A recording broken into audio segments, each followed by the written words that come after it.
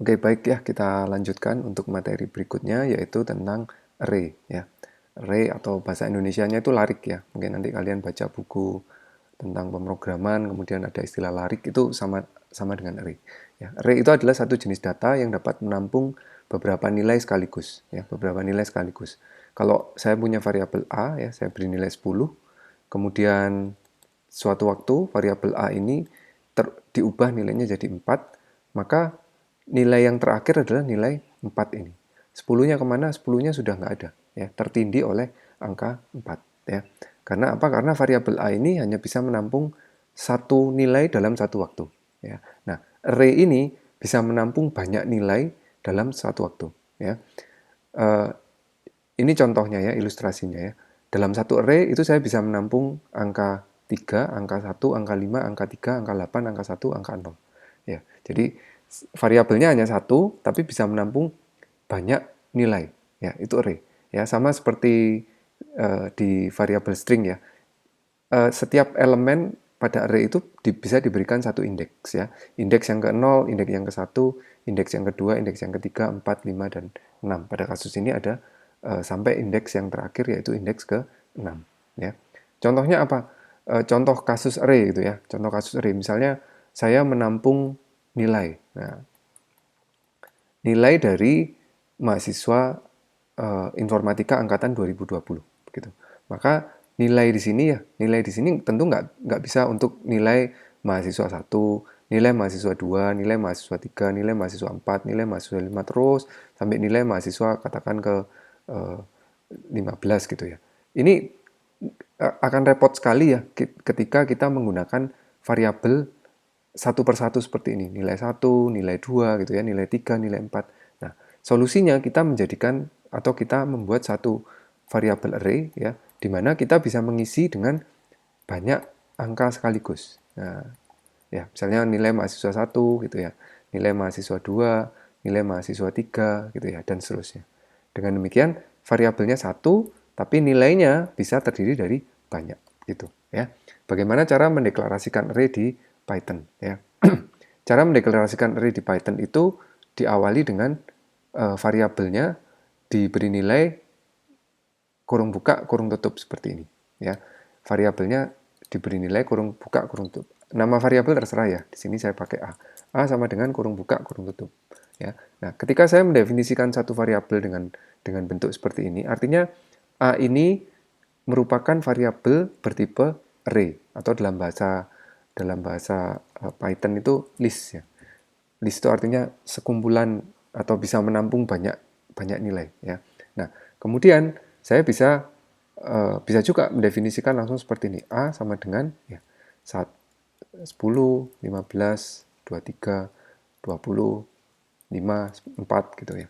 Ini juga kita mendefinisikan array A ya. Kita mendefinisikan tipe data list A dengan nilai sebanyak 5 yaitu 10, 15, 23, 20 dan 4 ya. Nah, kita bisa mencetak isinya ya for i ya. Mencetaknya bisa langsung seperti ini ya, print A seperti ini. Ya, ketika kita letakkan print A seperti ini, maka semua dari isi A ini akan muncul 10, 15, 23, 20, 24 ya. Kita juga bisa mencetak misalnya hanya yang ke 0 ya. Kalau yang ke 0 ya hanya 10 gitu ya. Misalnya mencetak yang ke 4 gitu ya, maka yang keluar adalah yaitu 4 ya. Kenapa? Karena di sini 0 ya. Di sini 0, 1, 2, 3, 4 ya. Uh, cara melakukan uh, pencetakan ya. Pencetakan itu kita bisa mengakses misalnya dari yang ke 0 sampai yang ke 3 misalnya ya. Ini kita sebut atau kita bilang bahwa kita mau mencetak atau kita mau mengakses nilai dari A mulai posisi ke 0 sampai 3 ya, sampai 3 bukan sampai dengan ya. Kalau kita jalankan, maka yang muncul adalah ini yang ke 0 ya, ini yang ke indeks yang ke 1, ini indeks yang ke 2. Ini indeks yang ketiga nggak kecetak, kenapa? Karena di sini sampai 3 ya, beda dengan sampai dengan 3 ya. Kalau sampai dengan 3 artinya 3-nya itu ikut gitu. Kalau titik 2 seperti ini artinya sampai 3 ya. Kita bisa juga menuliskan seperti ini, 1.2 Kalau 1.2 ini artinya kita mau mencetak mulai dari yang ke 1 sampai apa? Sampai yang terakhir. Ya, kita lihat, kita jalankan. Nah, hasilnya adalah mulai dari yang ke 1, indeks yang ke 1, 2, 3, sampai yang terakhir. Ya. Nah, seperti itu. Nah, bagaimana kita bisa mengisi? Ya, bagaimana kita bisa eh, mengisi satu array? Ya, misalnya array-nya kosong seperti ini. Gimana cara ngisinya? Cara ngisinya kita bisa pakai perintah yang namanya append. Ya, perintah append. Misalnya kita a titik append 3 begini. Ya, kalau kita print A seperti ini, maka isinya adalah array yang tadinya kosong, setelah di append 3, isinya jadi 3. Ya. Kita bisa tambahkan lagi, misalnya append A titik append ya, 10, maka keluarnya adalah 3 dan 10. Ya. Kita berikan append lagi, misalnya 32 gitu, maka keluarnya adalah 3, 10, 32. Nah, bagaimana kalau kita mau masukkan sebanyak 10 mahasiswa gitu ya, nilai dari 10 mahasiswa. Kita bisa pakai for i in range mulai dari 0 sampai 10 misalnya ya. Kemudian kita input misalnya kita taruh di x ya. X sama dengan kameranya jatuh. Ya. Ya, x sama dengan in ya, int input misalnya masukkan nilai ya, masukkan nilai seperti ini ya. Nah, kemudian kita a titik append. Nah, yang kita tambahkan apa? Ya, yang kita tambahkan nilai yang ada di x ya. Kemudian kita bisa print a misalnya. Ya. Kita akan coba ya. Masukkan nilai, ini akan dimasukkan sebanyak 10 kali ya. 20 misalnya, 20, 3, 5, 16 gitu ya. Ini nilainya acak ya. Setelah nilai yang ke-10 selesai, ya, nilai yang ke-10 selesai, kemudian akan dicetak. Nah, isinya sekarang sudah seperti ini. Dari yang tadinya kosong, ya, kita masukkan ke dalam X, kemudian X ini di-append ke dalam array A, dan hasilnya adalah array yang seperti ini. Ya. Nah, itu adalah prinsip dari array. Nah, sekarang bagaimana ya, contoh kasus ya, bagaimana kita bisa mencari nilai maksimum atau nilai minimum gitu ya pada satu array. Misalkan kita udah memasukkan nilai-nilai ini gitu ya. Misalkan dimasukkan sebanyak n, di sini n-nya misalnya saya isi sebanyak 5 ya. Kemudian bagaimanakah saya mencari nilai terbesar ya yang dimasukkan dari array di sini ya. Nah, untuk mencari nilai yang terbesar prinsipnya sama. Nah, ini adalah proses inputnya di sini ya. Ini input, nah kemudian di sini proses mencari nilai maksimal ya. Nilai terbesar ya, nilai terbesar. Nah, kita definisikan maksimum itu adalah nilai yang paling kecil, 0 ya. Kemudian for i ya, saya bisa langsung seperti ini. For i in a ya. For i in a. For i in a itu artinya apa? Kita akan melakukan penelusuran terhadap nilai-nilai yang ada di dalamnya array A. Ya. Nilai-nilai yang ada di dalamnya array A. Jadi dalam kasus ini misalnya kita akan melakukan penelusuran mulai dari 10, 20, 30, 3, 16, 64 dan seterusnya. Ya. Nah, kita langsung cek jika nilai maksimum lebih kecil dari i, ya dari i ya, bukan a yang ke i. Kalau a yang ke i ini artinya kita menggunakan seperti ini, range 0, len a. Nah, ini kita pakai a yang ke i ya. A yang ke 0 ya, A yang ke 0 ini, A yang ke 1 ini. Kenapa? Karena range-nya mulai dari 0 sampai len a. Tapi kalau kita pakai seperti ini, in a seperti ini, maka in a ini artinya langsung kita mengakses nilai i ini langsung akan berubah menjadi 10, berikutnya menjadi 20, berikutnya menjadi 20, berikutnya menjadi 3, berikutnya menjadi 16 dan seterusnya. Ya, beda ya. Beda. Ini butuh waktu untuk memahami sehingga kalian memang butuh banyak berlatih ya. Nanti kalau sudah sering berlatih jadi ngeh gitu ya. Oh, seperti itu gitu ya. Jangan khawatir, memang kuncinya ya banyak berlatih ya. Saya buat seperti ini ya supaya kalian nggak bingung. seperti ini, kemudian in A yang ke I, ya. Nah, maka max dibuat A yang ke I, ya, A yang ke I. Seperti ini ya, saya bisa print nilai maksimum, ya. Kita coba ngisi, di sini sebanyak 5 ya, N-nya 5, berarti kita ngisi sebanyak 5 kali ya. Saya isikan 10, 40, saya isikan yang kecil ya, 5, kemudian saya isikan besar sekali, 100, maka nilai maksimumnya ketemu 100, gitu ya. Kalau untuk mencari nilai minimum gimana? Ya kalau mau nyari nilai minimum tentu di sini kita perlu memberikan nilai minimum itu besar sekali itu ya. Besar itu seberapa? Nah ini yang sulit ya. Besar itu seberapa ya tergantung kasusnya ya. Nilainya mau range nilainya berapa gitu. Kalau range nilai adalah untuk nilai misalnya nilai ujian gitu ya, maka min ini kita bisa memberikan nilai 100. Tapi kalau kita nggak pasti ya sudah di sini saja kita memberikan nilai minnya ya. Jika I kita mulai dari 0, jika I-nya mulai dari 0, disinilah kita memberikan nilai dari min. Ya, untuk berikutnya kita bisa proses min lebih besar ya, lebih besar dari A yang ke I, maka min sama dengan A yang ke I. Ya, nilai minnya kita cetak ya. Masukkan nilai, misalnya saya masukkan nilai yang besar sekali, nilai yang besar gitu ya, kemudian nilai yang kecil 100 gitu ya, nilai yang lebih kecil lagi 200 gitu ya, kemudian nilai yang besar gitu ya, maka nilai minnya akan ketemu min 200 gitu ya, seperti itu ya. Jadi ini adalah prinsip atau cara mendefinisikan satu array ya, kemudian kita mau menambah array tersebut dengan menggunakan append ya, kemudian kita bisa memproses array-nya. Memproses array itu seperti apa ya? Itu tadi ya, mencari nilai minimal, mencari nilai maksimal, mencari rata-rata misalnya ya, mencari rata-rata.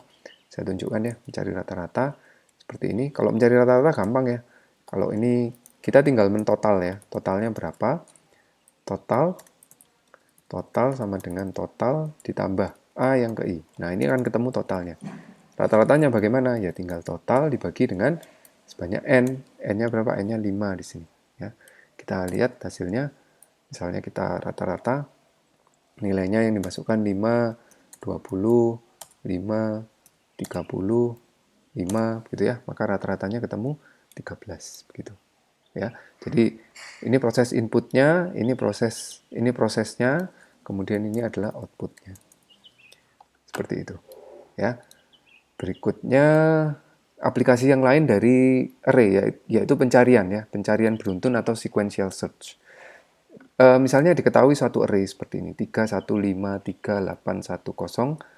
Bagaimanakah kita menentukan apakah bilangan B ya, bilangan B itu ada di dalam array tersebut. B ini nanti nilainya tertentu gitu ya. Misalnya 8 gitu. Apakah 8 ada pada array ini? Nah, caranya bagaimana? Caranya kita telusuri satu persatu. 3, 1, 5, 3, 8. Nah, ketika ada yang sama, maka kita bisa katakan B ada pada array ini. Ya, tapi kalau ditelusuri sampai akhir nggak pernah ketemu, maka kita bisa katakan B itu tidak ada pada array, begitu. Ya, ini adalah sequential search. Ya, nah, bagaimana cara atau melakukan pencariannya ya? Kita misalkan array A-nya kita definisikan ya. A sama dengan array-nya adalah 3, 1, 5, 3, 8, 1, 0 ya. Kemudian input ya A atau cari gitu ya, yang dicari sama dengan input, masuk supaya jelas ya, masukkan bilangan yang dicari seperti ini. Nah, kemudian hasil dari programnya nanti akan menyatakan bilangannya ketemu atau bilangannya tidak ketemu gitu ya. Bilangannya ketemu atau tidak ketemu. Nah, kita telusuri for I ya, in range mulai dari 0 sampai panjang dari A ya. Nah, kita cek jika cari sama dengan atau jika nilai dari A yang ke I ya sama dengan cari Nah, apa yang kita lakukan? Oh, berarti ketemu, ya. Ketemu sama dengan true, ya. Ketemunya dibuat true. Nilai awal dari ketemu adalah false, ya.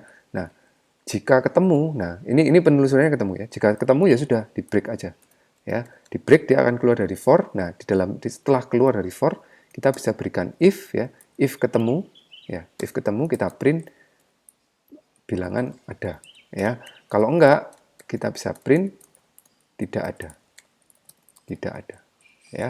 Kita coba jalankan. Bilangan yang cari, misalkan kita mencari katakan yang ada dulu ya. Yang ada yaitu 8. Gini, maka akan muncul ada. Ya. Nah, kalau kita cari yang lain, misalkan yang nggak ada 9 ya, 9 nggak ada dalam array ini, maka yang keluar adalah tidak ada.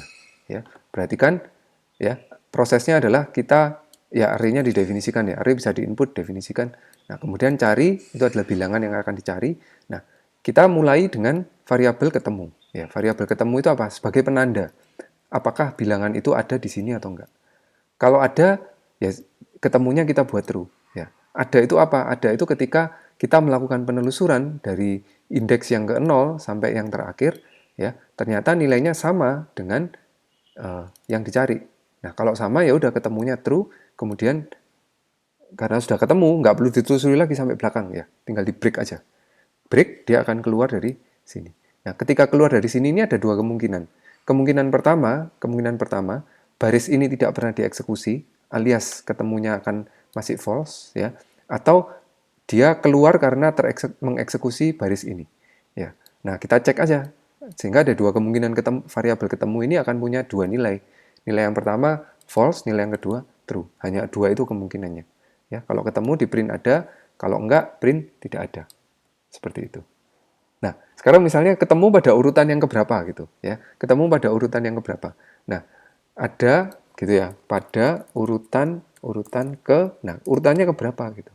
Nah, kita bisa catat ya, bisa catat urutan ini atau indeks ya namanya. Indeks penemuannya ini ya, indeksnya ini.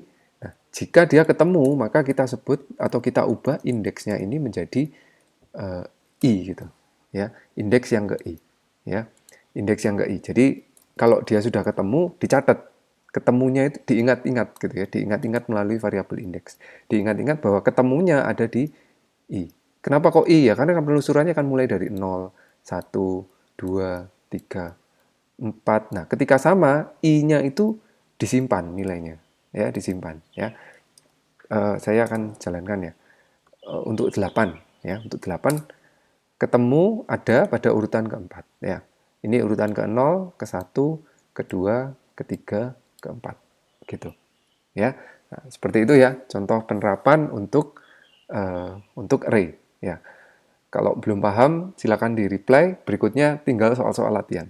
Ya, berikutnya soal-soal latihan terus ya untuk kalian melatih bagaimana menggunakan array ini ya. Ini adalah konsep yang penting dalam pemrograman.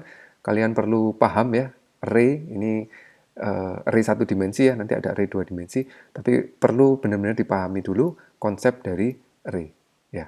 Oke, saya akhiri videonya sampai di sini. Berikutnya adalah video soal-soal latihan ya. Sampai ketemu di video berikutnya.